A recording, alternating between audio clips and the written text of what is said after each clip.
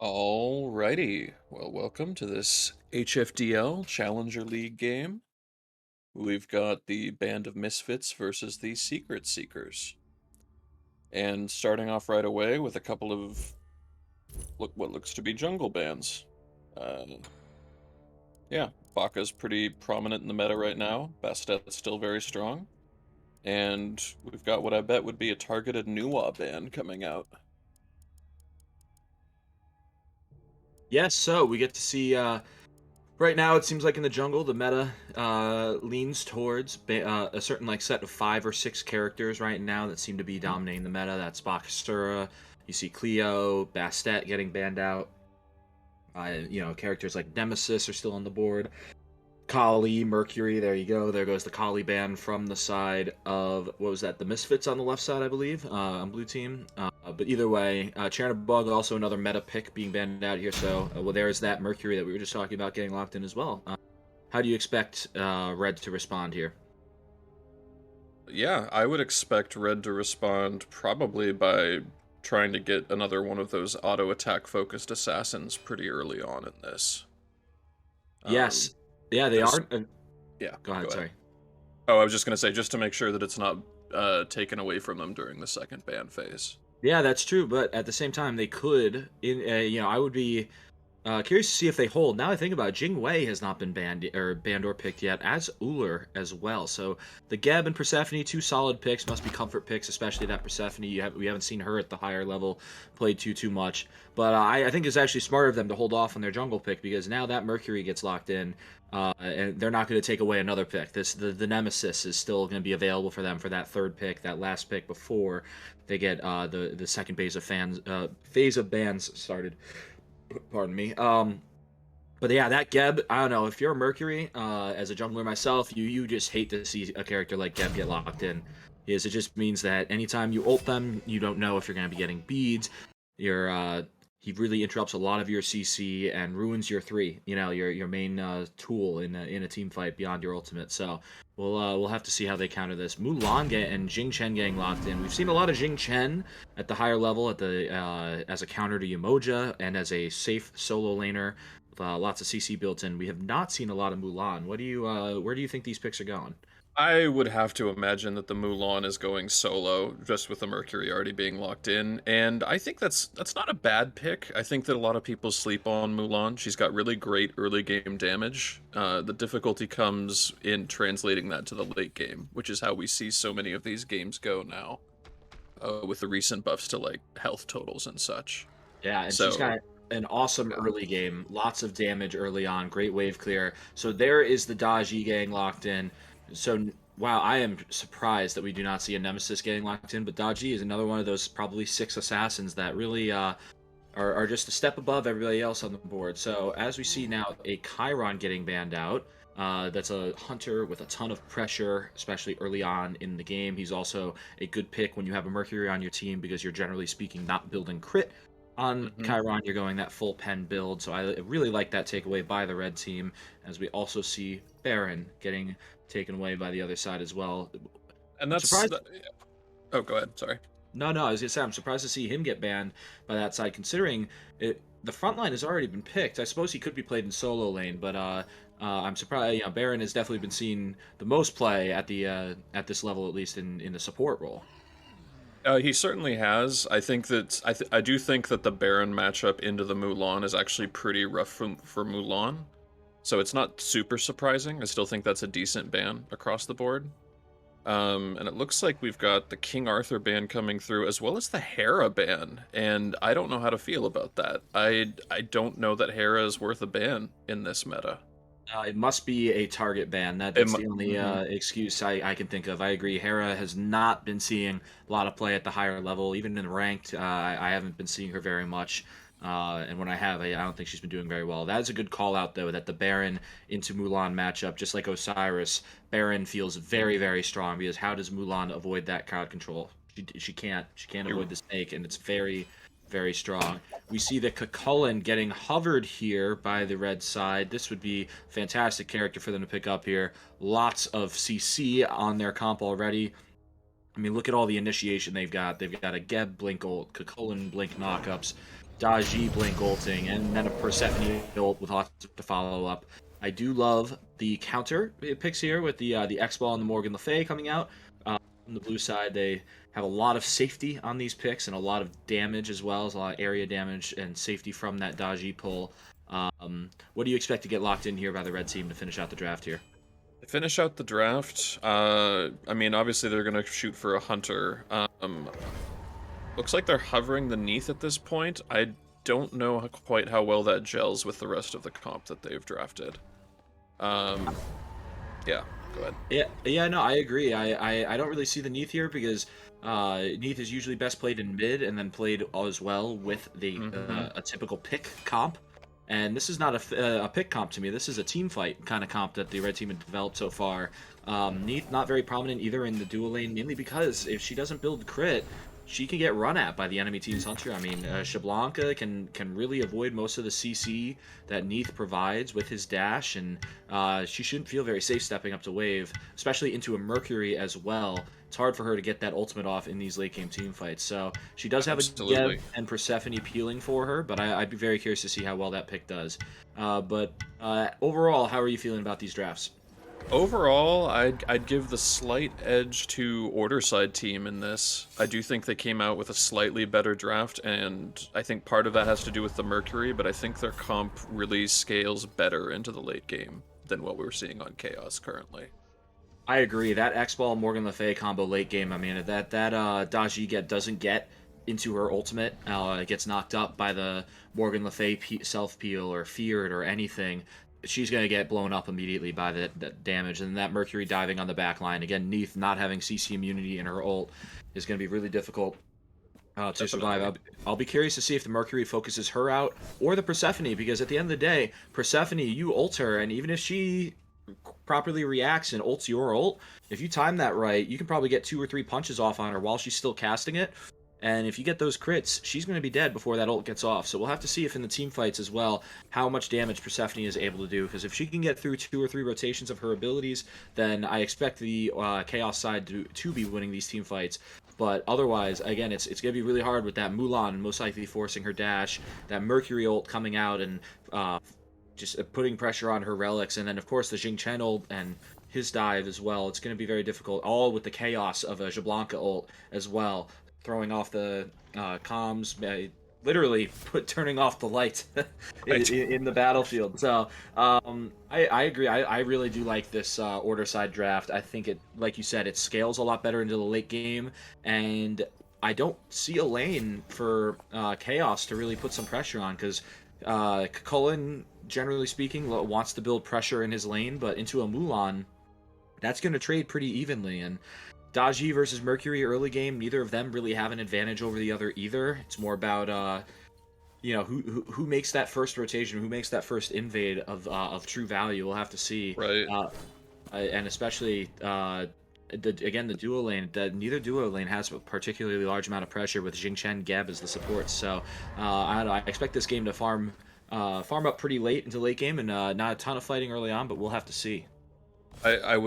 I can only concur with that. I feel like the first 10 minutes are going to be pretty devoted to farming, with maybe a couple of ganks situated toward the mid lane. I think we kind of already touched on it, but one downside of playing both the Nath and the Persephone is both their escapes are pretty telegraphed. So it's going to be pretty easy for that Mercury to kind of bear down on them, um, without too much difficulty. Uh, and one final thing I wanted to touch on, at least in regards to the solo lane matchup, it does sort of trade out to even if you think about the fact that Kakulin also does have that health regen debuff on his 1, and Mulan gets a pretty substantial heal off of her 2. So as that scales into the mid game, I would expect those trades to be pretty even. Yeah, absolutely. It's a that full-on anti-heal. If the Mulan plays around it properly, she'll be feeling pretty good, I bet. But Mm. we'll have to see. I agree. It's all gonna come down to who hits their abilities, and what team is communicating more as well. Who's getting those early rotations out of those supports, out of those junglers, to then allow a lane to build pressure and to build that lead that leads to favorable team fights. We'll have to see as we do load in here. Don't see any particular. I'll be curious to see how these guys build. I'm sure the Mercury will be heading into that Golden Blade into crit. Hmm. Expect Shablanka as well to be building crit, so maybe there's a little bit of a counterplay there by having that Geb picked up as well. But I wonder what the Daji is going to be going for as well. We'll have to see, but I fully expect Daji to be uh, leaning into that Bumba's Hammer build, really just building up Transcendence early, getting that Hydra's online, so that way she can just burst those carries down and have her ultimate on as quick of a cooldown as possible. Absolutely, 100%. We do have a slight deviation in the mid lane builds, it looks like. We've got Persephone itemizing towards that Conduit gem and Morgan kind of going the opposite way with Sands of Time. Now, I know you're a jungler, but do you have a preference between those two in terms of starters? Yeah, so I am a jungler, but I almost always prefer Sands of Time at this point, mainly because you just don't run out of mana. It's impossible to run out of mana with that item, and the 10% CDR. I'm a jungler, stupid jungler brain, right? Can't do anything else, so it always is very helpful to have those extra abilities up. Even if it is only 10% CDR. However, Conduit is I've definitely been seeing it played a lot in the mid lane lately, and I would say that it does make sense on a god like Persephone, who already has really good lane clear. She should have a ton of pressure on this Morgan Le Fay at this point as well. So we'll have to see if some early ganks do come out in the mid lane off of that pressure that Persephone is able to build. Absolutely, yeah. Yeah, I think the recent buff to both of those starters really has helped kind of push them back. We were seeing a lot of mids kind of go for jungle starters, and I think we're starting to drift away from that uh, with the most recent additions of true damage. Yes, I think that is a good change. I mean, as a biased jungler, I'm a little annoyed that now they can kind of do jungle camps a little bit more, a little easier with these buffs, and but at the same time, it is nice that the mid mage starter items definitely did need a bit of a buff. They needed they needed some love because at the end of the day, I didn't want to see Eye of the Jungle or Bumba's getting nerfed either. So. Absolutely, yeah, I 100% agree. And I love that buff because it means that more Guardians can be adequately played in the solo lane again. So everybody wins. Exactly. And already we got some early aggression coming out, and a shell getting popped. Yeah, so that's just the nature of the Xingqian Shablanka lane. They got to that wave first and were able to clear faster. That Neith and Geb. I mean, again, the shell was popped. Not sure it was 100% needed, but maybe it dissuaded the continued pressure from the Shablanka and the Xingqian. But again, there's that getting the lane right away and having that clear pressure is going to force out that early relic, setting themselves up for a gank potentially in the future. We do see Mulan taking the scenic route. Looks like she was unable to secure totem before that Kukulkan, which, hard to blame a Mulan. I don't think there's any other god in the game that ever gets the first totem better than Kukulkan. Maybe Jormungandr, and that's about it. But yeah, that level 2 is just nasty for Kukulkan. Absolutely, it is, and we do see the junglers following different builds. Obviously, Mercury, like we talked about, going towards that Golden Blade. It looks like. Meanwhile, Daji looking at most likely a Transcendence in that first item slot. As for the Hunters, we do see. Looks like both of them will be building Trans or at least Dominance in the first item. Oh, fight going on in mid. Yeah, a little bit of a slap fight going on in mid. I wonder if they'll be able to finish out the kill. Looks like they might just be able to get the chase down. Oh, man, trading out. Now that's big. That's a big trade there. So while the first blood did go to, I believe it was to the Mercury, Daji does get the trade back immediately. So that should be about a net 100 gold or so in favor of the Mercury. And the fact that he got that kill, the Daji got it because the minions did finish that kill off for him, that feels a lot better. Because as a jungler, if you're dying for first blood to the other jungler, it feels awful, right? Because that net gold difference of being around 300 can be a big difference, especially in those early ganks. But thankfully, he was able to get that kill and even it out. So we did see a little bit of action early on. It looked like that fight was over the mid camps, but again, we see the pressure that probably the result of that level 1 or first wave pressure, the Jing Chen and Shablanka able to invade purple for free, knowing that both junglers were dead as well. They knew they had that 2v2, and they definitely favored it. Oh, okay. Oh, I thought we were gonna get a solo kill there. Yeah, as soon as Mulan hits that level 4, that's a really great power spike for her. She can get a couple points in her 2, which is just great damage at a pretty low cooldown. So it's not surprising to see Kukulkan back there. Probably the smart call to get that sovereignty online. Yes, so what he was able to do, though, like you mentioned, he does have a sovereignty finished, so he may have greeded and gotten out by the skin of his teeth, but with that teleport back in, he doesn't miss any waves, and he has about probably like 3 or 4 people, it looks like, on the Mulan, considering she did not tick over to level 5 there. If she did, she almost certainly would have gotten the solo kill herself. But yeah, that sovereignty, he got away with it. He got away with one, and Dracul is probably feeling really, really good having that sovereignty online now. Mulan having to walk out of base, well, teleporting back out of base with that soul leader now too. So I'd say that it definitely favors Kukulkan early here until this Mulan does fully stack that soul leader. I'd say sovereignty base is probably a little better than soul leader at this point in the game. So we'll see. Again, yeah, that level lead is starting to build. I wonder where it came from. Must be from totems or from, well, not from totems, but from the side jungle that is available over there. Yeah, those side camps do give you a little bit more XP than you'd think, and it really does build over time. Just based off of the time alone, it does look like Kukulkan's been reliably clearing that camp. It looks like we got some action over here on the left with Mercury. Yes, it Not does. quite ulting in, but we got a great Jing Chen ult out of it. Yes, so we do see Mercury finishing off the Neath, and now, once again, we see the outcome of that pressure. Looking at the levels here, Jing Chen, Shablanka, both now level 6, but they were level 5 going into that fight, while the Geb and Neath both were only level 4. The Geb especially hadn't even backed yet. I believe that was the, he only had tier 1 of that Thieves that he's building into. So they were at the weakest that they were probably going to be for the next 5 or 6 minutes. So that was a very good decision to follow up with another invade there and use that pressure.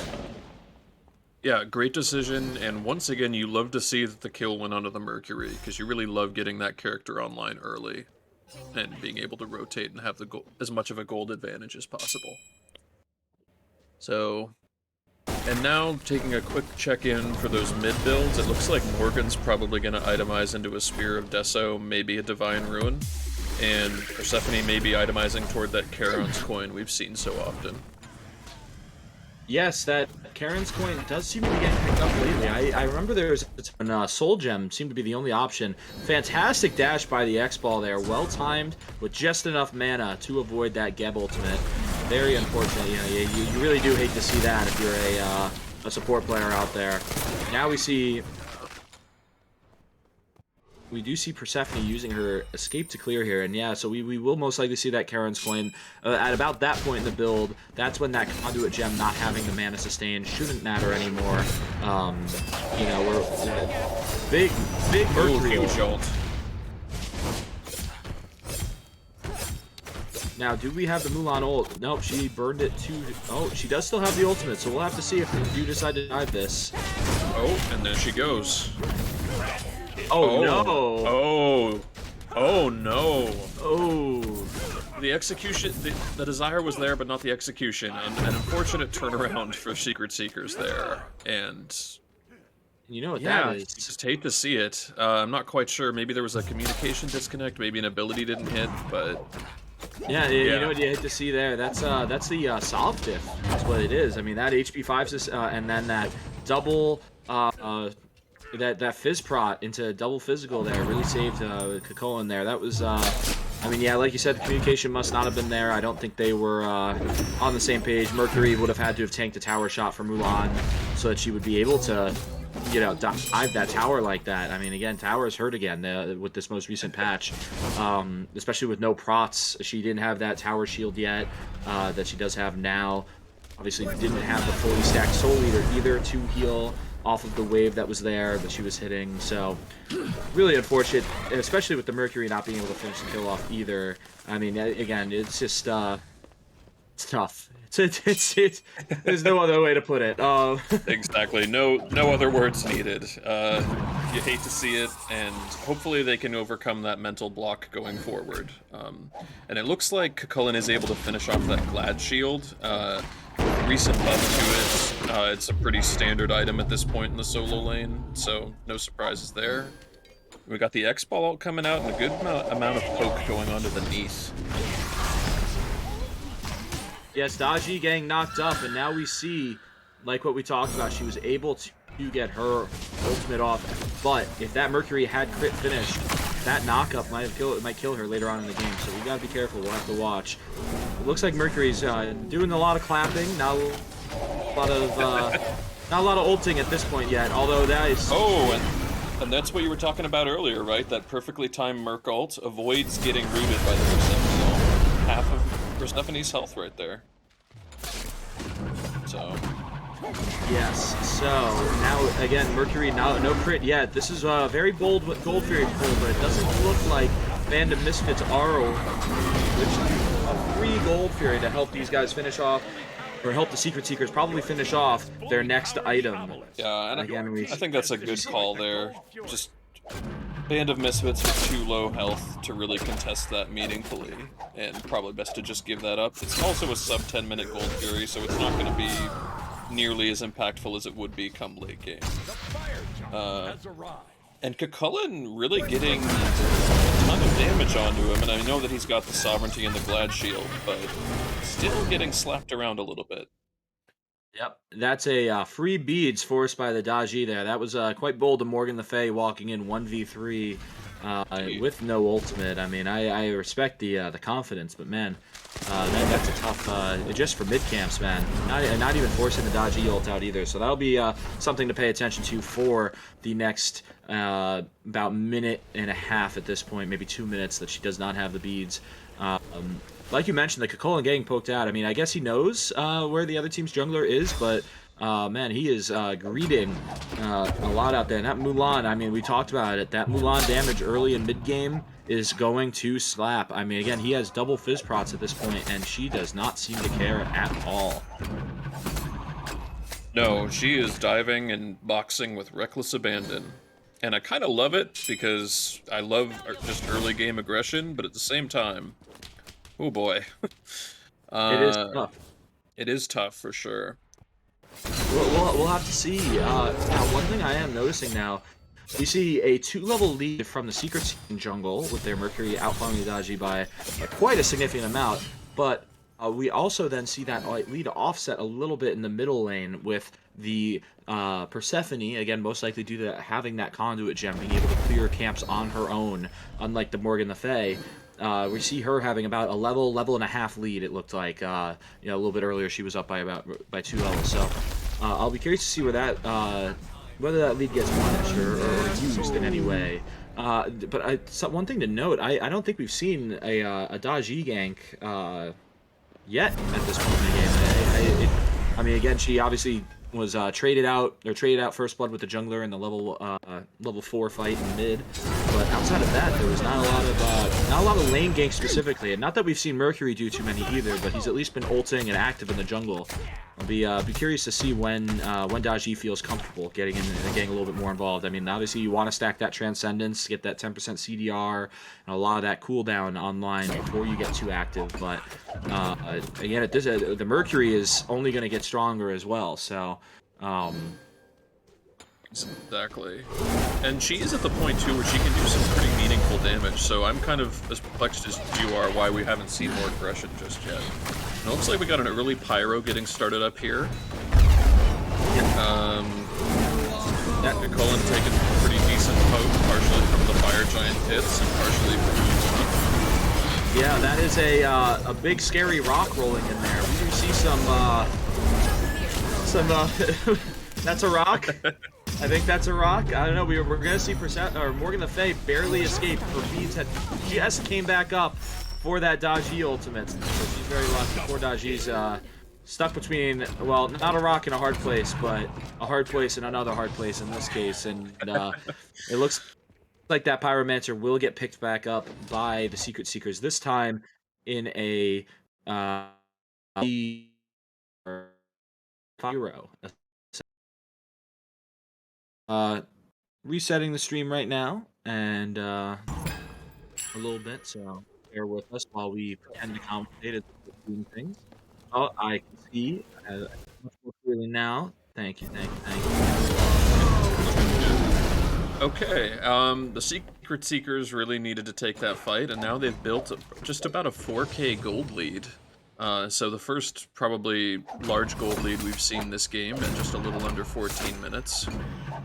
And look at that XP lead too, 5,000 Yeah. XP, and now yeah, 4,000 gold. I mean, the Pyromancer should be worth about 1,000 to 1,500 gold net between the two teams. Here's what we were talking about with the Neath and the X-Ball. She misses the route, too. X-Ball could keep chasing her here, especially with that ultimate. Looks like it's down, unfortunately, so that explains it. But a lot of damage coming out there from that X-Ball on the Neath. Yeah, and he's got that. Both of them at this point have the fully stacked Transcendence, and he looks to be going more that power pen cooldown build that you often see with some ability-based hunters. And it looks like X-Ball's just now picking up the 8-pointed Shuriken. Yep, so X-Ball will be building into that crit.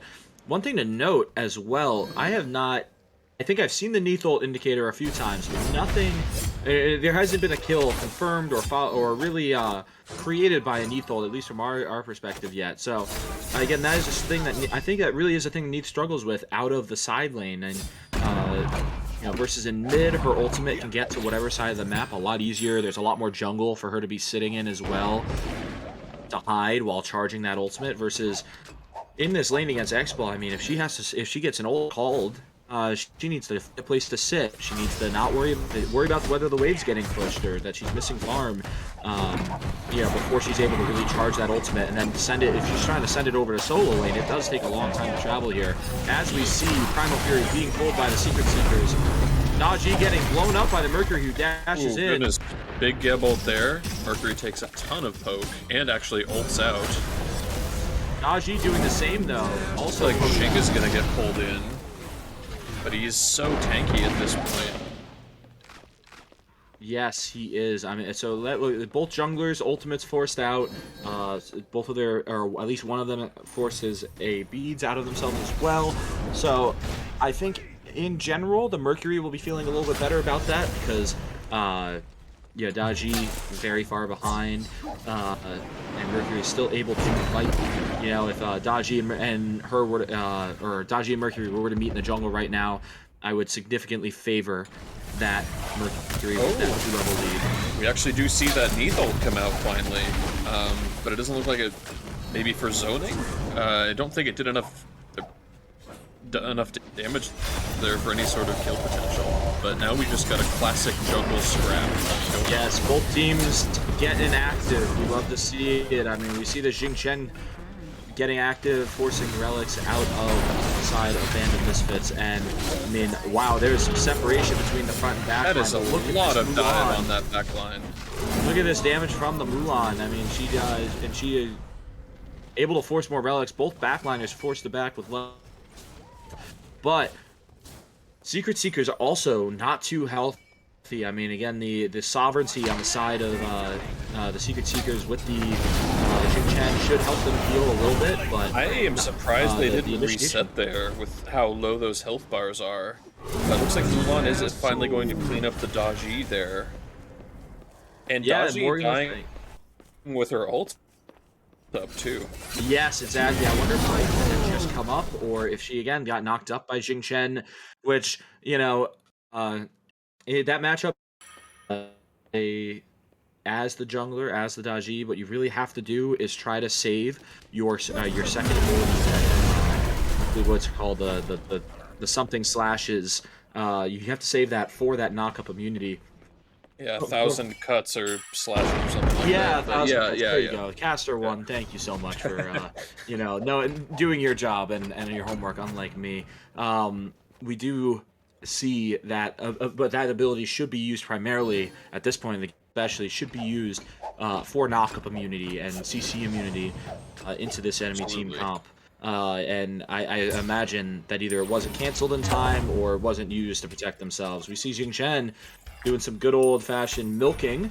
The Neath try to contest it, but Jing Chen just going to leap his way out of there, hook and slam or whatever. Oh, and a kill onto the Cucullin. And Maybe just pushed up a little bit too far there, and it doesn't look like there's any ward coverage for Chaos on that side of the maps. also, no ultimates forced either out of the side of Secret Seekers to get that kill. That's a very, probably just with just one more wave zap, man. That's probably what happened there.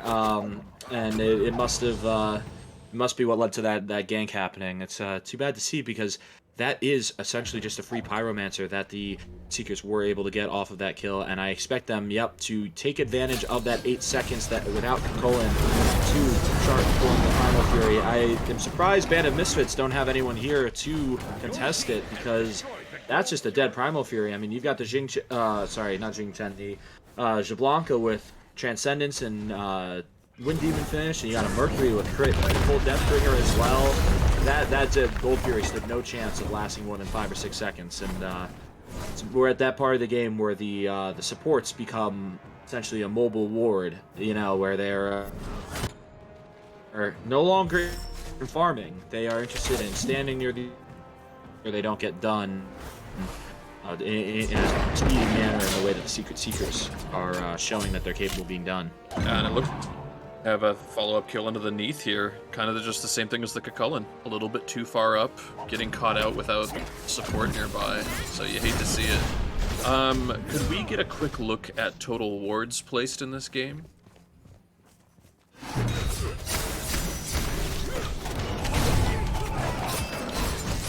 Yeah, so that's a fairly...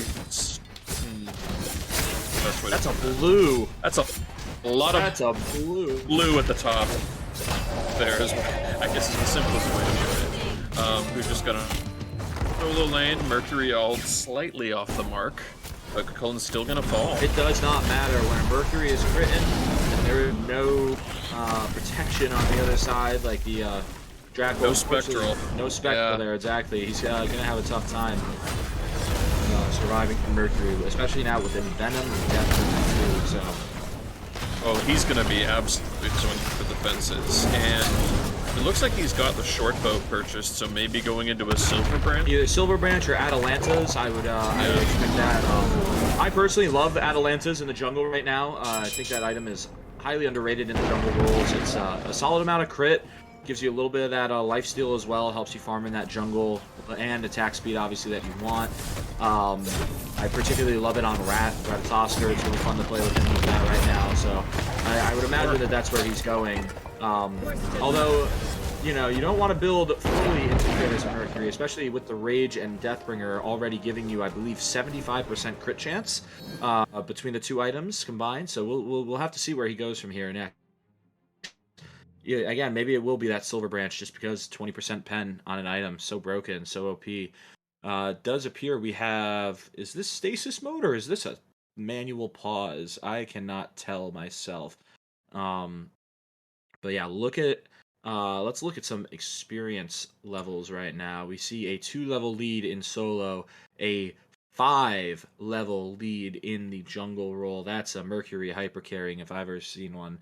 And then I believe Morgan Le Fay is even with Persephone. I can Or maybe slightly ahead at this point. yeah. And I just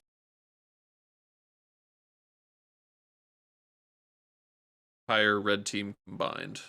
And I love to see that, especially from there. Just backing, getting those wards, putting them in the jungle. And I think that's kind of paid some dividends too. Because as you pointed out earlier, we haven't really seen a lot in the way of Dashi ganks onto this Morgan. Not at all, and yep, so we do see a 1-level lead out of the middle lane for Secret Seekers, and 2 levels in support, and 4 levels in ABC. Let's see how well this Fire Giant lasts. We got a lot of crit coming from X-Ball, Mercury focusing it. Does look like they're willing to coin flip this. I don't know which side they've got Neath in the back. but they aren't quite able to secure it. Looks like we had a Persephone ult come in and actually root 5, or 4, excuse me. Now she no longer has that CC immunity to escape this barreling down that the team is providing. And yes, we see her fall. Kukulin Persephone's the first to fall. Followed by the Kukulin. So that's 2 down, and looks like Mercury did fall in there, so that's actually quite a bit of their damage gone, at least for objectives. That is a good point. You do hate to see the Mercury dying there. Looks like he didn't have his B fight. Looks like we get a Jing Chen ult, the Geb ult, the Geb shield. Good Geb peel to have this Neith still alive, but I don't think she's gonna make it much longer than where she got to. And there she goes with falling down here. Poor Daji getting comboed as well. No ultimate to escape. Now it's just a level 12 Geb against 4 very, very far ahead Secret Seekers. And now, can they end here? Because there's still 3 towers up and 2 Phoenixes, so that Titan's still going to be pretty bulky. I think they're probably making the right call, trying to knock off some more of those towers before they push any further into the place. I agree. It's tough to end nowadays, especially Persephone ultimate. You know, what a stupid ability that is, right? I mean, you can miss the ability and still group 3 or 4 characters on the enemy team, especially in a close range area like that. So I don't blame them for backing up, resetting, waiting for that Mercury to get back and join them and wipe out some more towers. I mean, again, what's the rush for them at this point? They have that right Phoenix down as well that will automatically create pressure on the right side that needs to be addressed by Kukulin or Daji or whoever ends up being sent over to that side of the map. So we do see the Silver Branch Bow, good call out on the Mercury there. He's going to be feeling that pen and able to hit these tanks a little bit harder. I mean, man, poor Drackle already looked a little worse for wear there. Yeah, he looked a little weak to those Mercury crits, and now he's going to look even worse. And now, yes, Neith. Oh, honey, please run away while you still can. No, she might have the angle just to the Merc ult for at least a second here. It doesn't look like he's actually going to charge it up all the way. Yeah. But it looks like that Geb was enough to deter him from going in. Maybe he learned from the last time, no feeds, no bueno. But we do see these towers falling uncontested because it's 15k gold lead at 24 minutes. There is almost nothing that the side of Band of Misfits can do at this point. I mean, the best that they can do is hope to catch a pick, but it doesn't appear that Secret Seekers are doing that. They're realizing that apes together are strong, and there is no reason to split up the map. There's no reason to try and take those one-on-one fights and to just continue to farm the jungle. You know, what do you? We hate to look forward to the next games, but it would take a pretty colossal failure, to put it very bluntly, from the side of Secret Seekers to not win this game. What adjustment would you like to see from Band of Misfits going into game 2 as we see Secret Seekers continuing to farm up the map and build that lead even more? yeah, I think I would make 2 changes here. I think that the stat line doesn't really reflect how valuable this Mercury has been. I'd probably take that off the table first. I would also maybe, on the other side, maybe draft a jungler with a little bit more pressure than this Daji has exerted. I think if you do those 2 things, I have to envision that game 2 looks a lot better for them. I agree. I also think, again, you take Neith out of this role. I really, she's unfortunately just not an ADC player. I mean, she can't build crit very well. You know, that Fail Not was not built to be crit. It was built for the cooldown to get those ultimates. But if those ultimates are only hitting for 200 damage, then there's no point in sending them out. Those stuns aren't going to be getting kills on the back line at this point in the game. Exactly right. They're not going to get kills in the backline, and they're not setting up for anybody else. I don't think we're seeing enough damage come out from the Daji or the Persephone to really follow up meaningfully off of any setup that Neith is going to do. So, yeah, it's been tough. Again, they're just so far ahead. I mean, look at their Jing Chen is the same level. Oh, we hear some Mercury taunts coming out. I love it. I love it myself. I love the little bit of playing with your food a little bit here. Oh, okay. I want to talk about this real quick before a fight breaks out, but I love the fact that Mulan has opted for the Cursed Bluestone. I think a lot of people sleep on that item, and it is pretty great to any comp with an ADC. So, any comp, really. Yeah, it's definitely better in the comps with multiple ADCs, but like you said, the Daji, I mean, Mulan, it seems like her goal this fight has been to just run at this Daji, force her ult, and if a Daji's being forced to ult defensively, that feels horrible, right? Especially into a Mulan, a character that is going to have that ultimate for CC immunity, is most likely going to have beads like she does in this case. For that, again, CC immunity, you're never going to pull her. And again, if you're ulting defensively, then you're feeling awful because you're not forcing those relics out of the backline kills. Oh, what a haymaker of a combo that was. You got the Jing Chen ult into the Merc ult, and Geb just disappears, even with his anti-crit passive. Yep, and meanwhile we see Mulan soloing two backliners. Well, this Neptune does live, but at what cost? The Neef goes down, the Geb, Daji, and Now the Cullen are Cullen left goes alone down. and forced to weather the storm here. I mean, again, if you're the band of Misfits, it's almost over, you feel good about this, you just say, all right, game two, what's the plan? You've already hopefully been thinking about it for the past couple minutes, because at this point in the game, all you're hoping for is for it to end, and we do Absolutely. see that finally happening here. Now, notice that mid and back line, the mid and dual lanes going deathless, Mulan dying only once as well for the Secret Seekers. I mean, again, I guess the Mercury was just inting. Nope, just kidding. That's Jungler's life. He's playing his role, doing his job of being the guy that gets in there and gets active and gets actives. And it's a tough life being a jungler nowadays. And It anything is. does anything specifically stand out to you in terms of the stats as we take our first glances here? Just looking at it, I always love seeing a support line with those perfect 0, 0, and 13. So great job from post drama. That Jing Chen provided a lot of space and just a lot of great peel. So love to see that. Also love to see the 14 wards placed. So really doing it all for their team, and maybe even doing just a little bit more than being a mobile ward.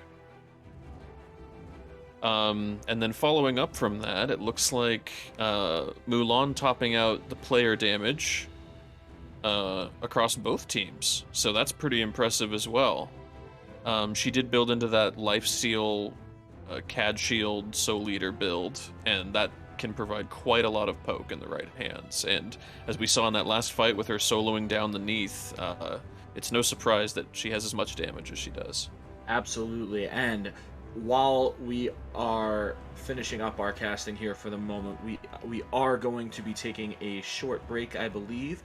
But I agree with you so far. That Mulan looked like a very, very strong pick. She was allowed to snowball that early lead, even after inting into the tier 1 tower, trying to dive that Drackle. But I mean, if you look at the kills, that was the one kill that they got on the Mulan all game. That's one of the Mercury deaths as well. And outside of that, there were only 2 other kills for the side of not Secret Seekers. My brain Band is of Misfits. Band of Misfits. Thank you for the Misfits. They really, I think you just go back to the drawing board on this one and maybe prioritize some different picks. I mean, the Geb and it was Geb and Persephone, top 2, I believe, that were picked, and again, only one assist between the 2 of them in terms of kill involvement. So I think that's where you have to address in your draft some priority, versus then when we look at the other side, that Mercury, that Mulan, and that Jing Chen, all involved in pretty much every single kill. 13 kills for Post going on dying as well, 11 for the Mulan, and 13 for the Mercury. So I believe that top 3 does need to be addressed by the Band of Misfits. Absolutely. And yeah, I think we'll go to a quick break now and come back for game 2. See you soon.